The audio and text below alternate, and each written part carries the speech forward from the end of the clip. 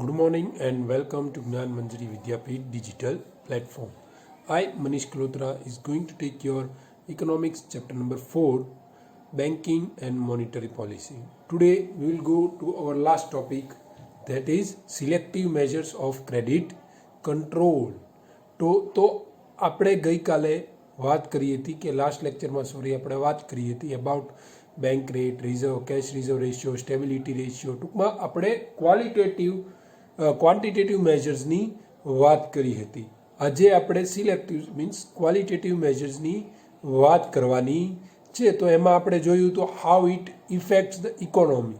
તો ઇકોનોમીને કંટ્રોલ કરવી, કે આપણે એમ કહીએ કે ડિપ્રેશન એન્ડ ઇન્ફ્લેશનને કંટ્રોલ કરવા માટે કયા કયા મેજર્સ આરબીઆઈ યુઝ કરે છે એની વિશે આપણે વાત કરી હતી. આપણે જોયું હતું CRR cache reserve ratio, bank rate જોયું હતું, પછી આપણે સ્ટેબિલિટી રેશિયો જોયું હતું, SLR જોયું હતું.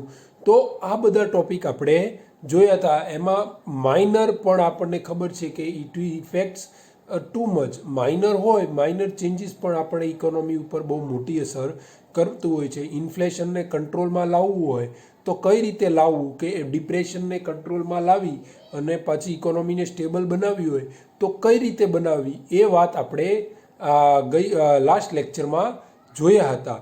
તો હવે આજે આપણે જોવાનું છે selective measures of credit control. હવે આપણે ઇકોનોમીની વાત છે, but not exactly the economy but the security. આપણે એમ કહી શકીએ કે security, how can a bank maintain its security. તો લોન આપે છે, બેંક લોન પે કરે, લોન આપે છે કોકને, કોઈ ડિપોઝિટ લેન્ડર હોય છે અને લોન આપે છે. તો એ લોનમાંથી એને રિકવર કઈ રીતે કરવા, પછી રિસ્ક શું છે, માર્જિન કેટલો રાખવો, તો એ બધા ફેક્ટર્સને જે કહેવામાં આવે છે ને એની વાત આપણે આ લેક્ચરમાં કરવાના છીએ. તો પહેલાં તો જોશું સિક્યુરિટી રિક્વાયરમેન્ટ. તો કે કોઈ લોન દેતી વખતે કોઈ સિક્યુરિટીની જરૂર પડતી હોય છે. તો કઈ સિક્યુરિટી લેવી, કઈ ન લેવી, કઈ રીતે લેવી, શું કરવા લેવી, ને કેટલા રૂપિયા આપવા, એ ઉપર માર્જિનની વાત કરશું આપણે. તો કેટલા માર્જિન આપશું, પછી એની ક્રેડિટની વાત કરશું. તેમ આપણે આ લેક્ચરમાં આ બધા ટોપિક્સ આપણે આજે ક્લિયર કરશું. અને આપણે આ ટોપિક ક્લિયર કર્યા પછી આપણે આજનો લેક્ચર આપણે આ ચેપ્ટરને કન્ક્લુડ પણ કરવાનું છે. આ આપણો આ ચેપ્ટરનો બેન્કિંગ એન્ડ મોનેટરી પોલિસીનો લાસ્ટ લેક્ચર છે. આવતીકાલે આપણે બીજા લેક્ચર્સમાં આપણે બીજો ચેપ્ટર નંબર 5માં જઈશું. પણ આજે એ પહેલાં આપણે સ્ટાર્ટ કરીએ. તો આપણે કરીએ છીએ આપણો લાસ્ટ ટોપિક સ્ટાર્ટ કરતાં પહેલાં આપણને ખબર છે કાલે 5th સપ્ટેમ્બર હશે. તો 5th સપ્ટેમ્બરના દિવસે શું હશે, તો કે ટીચર્સ ડે. તો ટીચર્સ ડેની આપણે સેલિબ્રેશન કરવાના જઈ રહીએ છીએ નાનું એવું. તો એ બાબતમાં પણ આપણે કાલે વાત કરશું. આવતીકાલે આપણે બધા ભેગા થશું તો એ બાબતમાં આપણે જોઈશું. ક્લિયર? તો હવે અહીંયા આપણે સ્ટાર્ટ કરીએ selective measures of credit control. Besides the general measures and different from the general measures, the RBI uses certain selective measures to direct credit for development of certain sectors or selection of the economy. તો આપણે જે રીતે વાત હમણાં કરી તે રીતે, તો કે અમુક જનરલ મેજર્સ હોય છે, different type of general measures. તો કહેવા તો એ વાત મેં તમને હમણાં જ કરી. તો સિક્યુરિટી બાબતમાં, માર્જિન બાબતમાં, તો એવા અલગ અલગ સિક્યુરિટીઝ હોય છે કે ક્રેડિટ કંટ્રોલ કે એને મેજર્સ આરબીઆઈ લેવા માટે મજબૂર કેમ કે લેવા માટે ફોર્સ કરતી હોય છે કોમર્શિયલ બેંકને.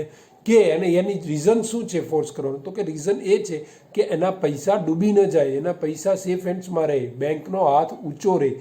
લોન ચૂકવે દીધી છે તમે એને, તો એ પૈસા ન ચૂકવે તો તમે એની મિલકતને કબજે કરી શકો કે મિલકતને વેચી પણ શકો છો. તો એ માટે અમુક આવા સર્ટેન સ્ટેપ્સ હોય. એમાં ઘણા છે, એક જ નહીં. આપણે તો સિક્યુરિટીની વાત કરીએ છીએ. એમ માર્જિન, કે ભાઈ તમને સિક્યુરિટી આપી છે તો સિક્યુરિટી સામે કેટલા તમારે રૂપિયા આપવા એની વાત હોઈ શકે છે. કે એની ક્રેડિટ શું છે, તો માર્કેટમાં એની ક્રેડિટ જાણવાની હોય છે. એમ different types of measures are being taken by RBI for the commercial banks.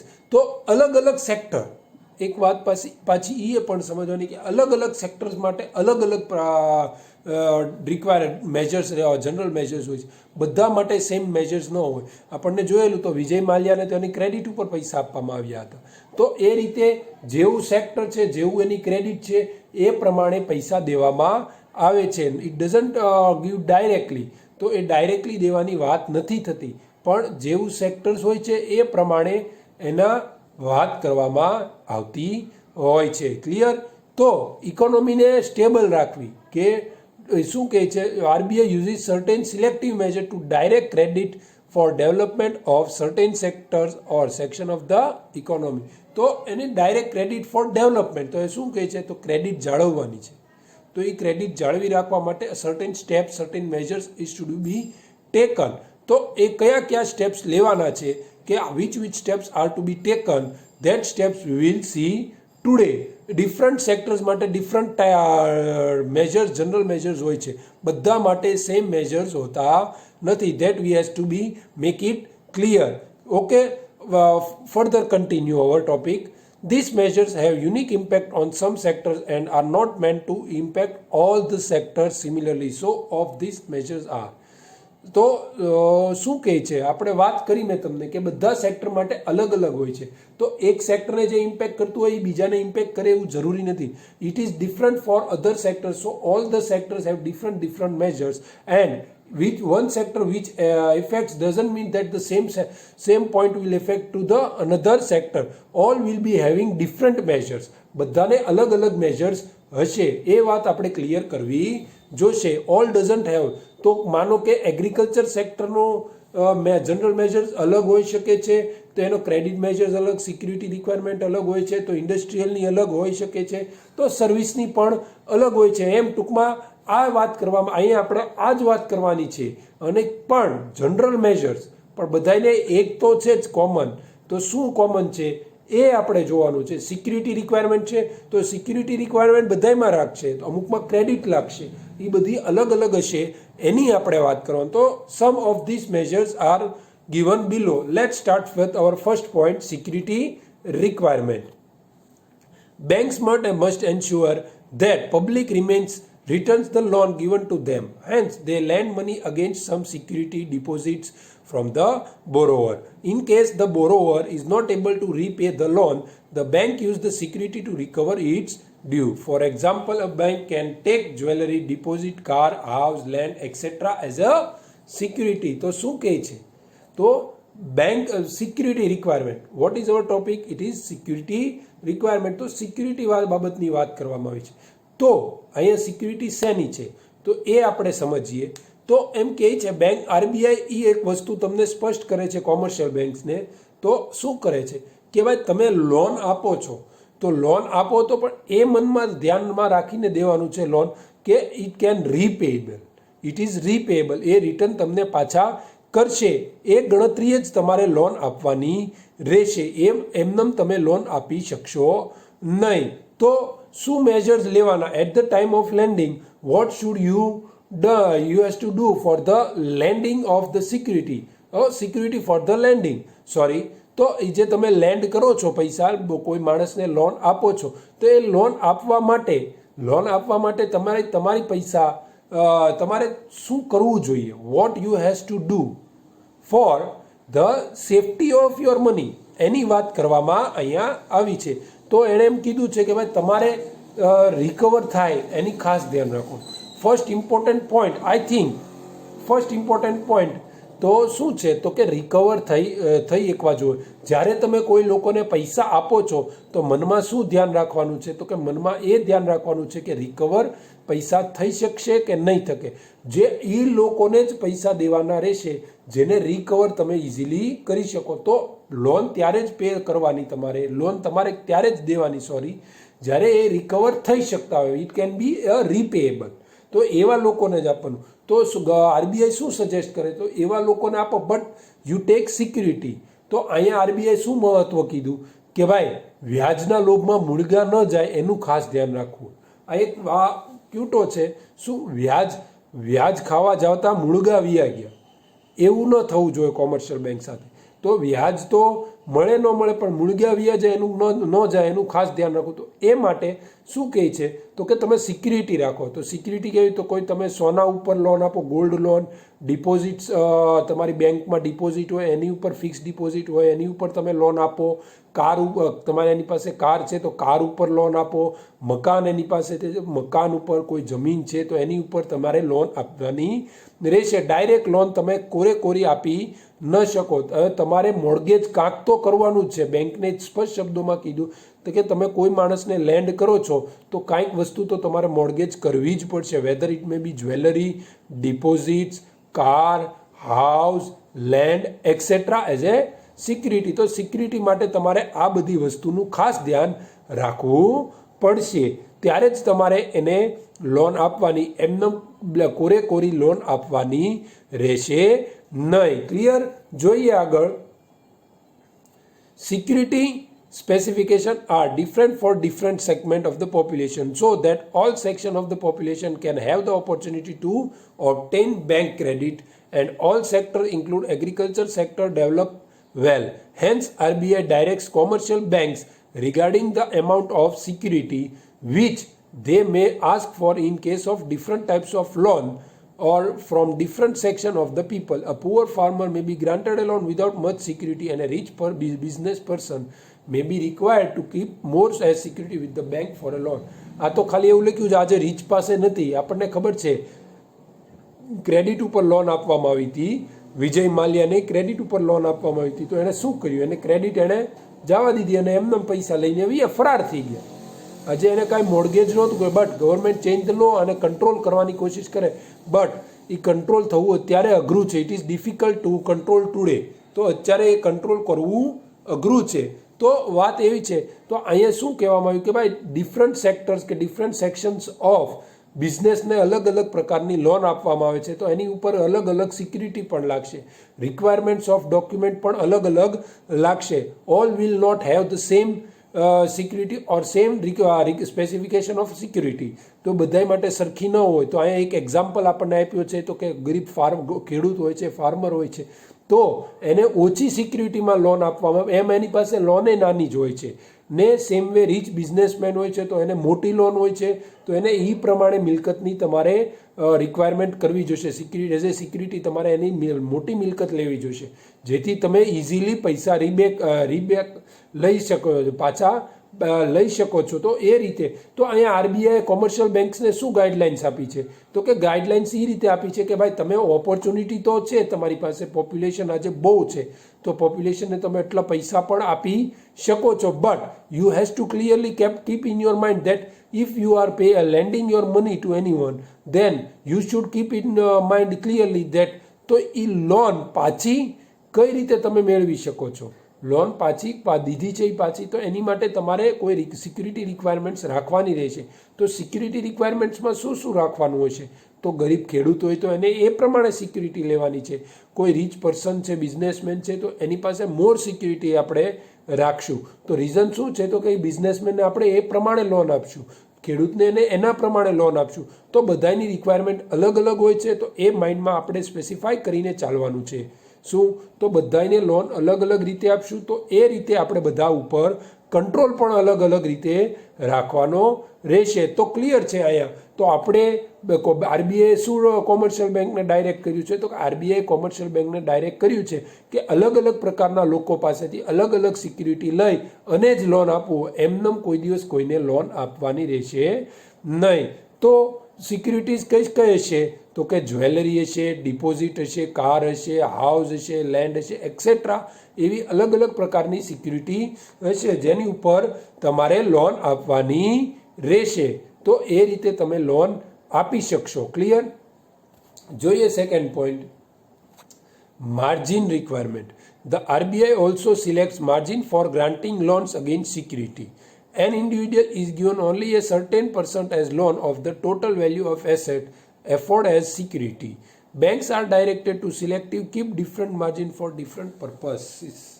તો માર્જિન રિક્વાયરમેન્ટ તો આપણે જોયું હતું જ હમણાં થોડી વાર પહેલાં વાત કરતા હતા અબાઉટ માર્જિન રિક્વાયરમેન્ટ. તો માર્જિન રિક્વાયરમેન્ટની શું વાત કરે છે તો અલગ અલગ પ્રકારના લોકો હોય છે. એને અલગ અલગ પ્રકારની લોન આપવામાં આવે છે. There are different type of people in this world and doing business in different section of the business. તો બધા લોકો અલગ અલગ સેક્ટર્સમાં કામ કરે છે, બધા લોકો પાસે અલગ અલગ ક્રેડિટ હોય છે, બધા લોકો પાસે અલગ અલગ મિલકત હોય છે. તો એ રીતે અલગ અલગ માર્જિનમાં બધાને લોન આપવાની રહેશે.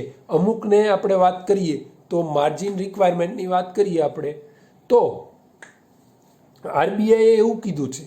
વોટ ડઝ આરબીઆઈ છે? તો આરબીઆઈ કહે છે કે ભાઈ બધાને અલગ અલગ પ્રકારની લોન તમે આપો છો, પણ એ વસ્તુ તમારે ધ્યાનમાં રાખવાની છે કે ભાઈ અલગ અલગ લોન આપો છો, પણ એની લોન માનો કે 1 કરોડની છે તો મેક્સિમમ 70% 80% સુધી જ લોન દેવાની રહેશે. એથી વધારે લોન દેવામાં આવશે નહીં. લોન એનીથી વધારે દેવામાં નહીં આવે.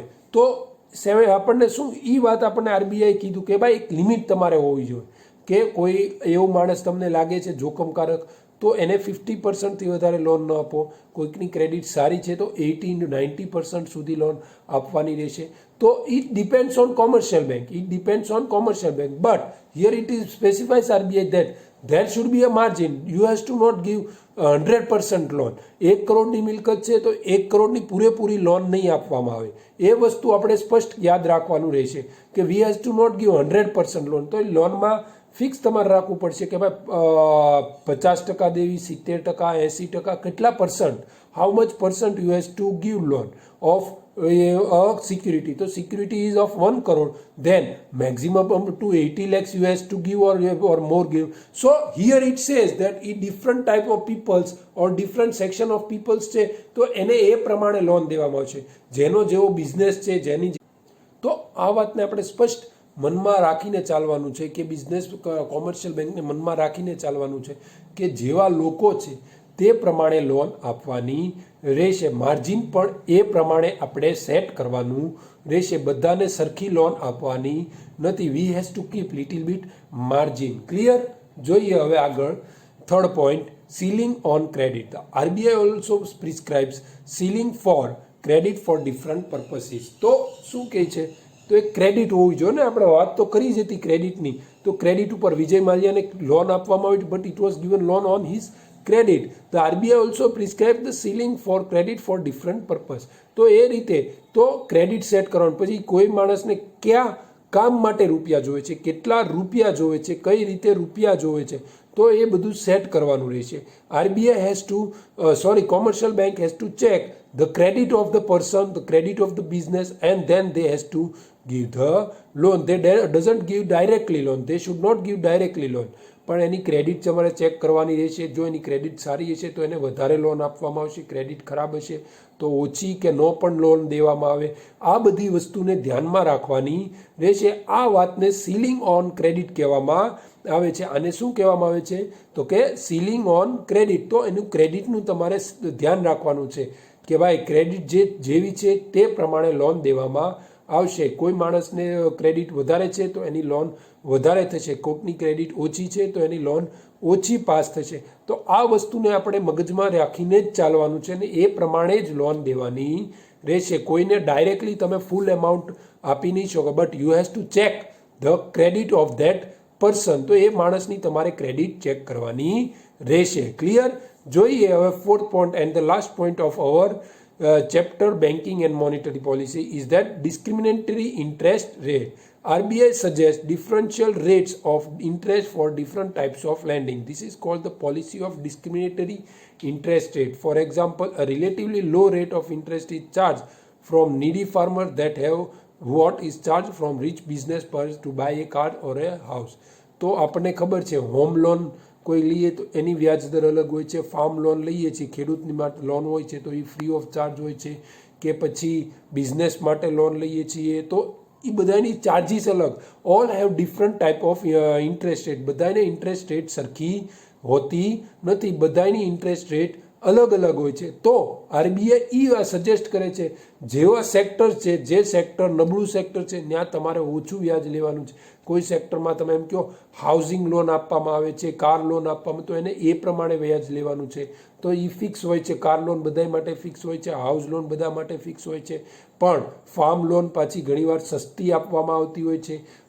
તો એ રીતે આપણે ધ્યાનમાં રાખીને ચાલવાનું છે. બધાને સરખી વ્યાજ દર રાખવાના નથી.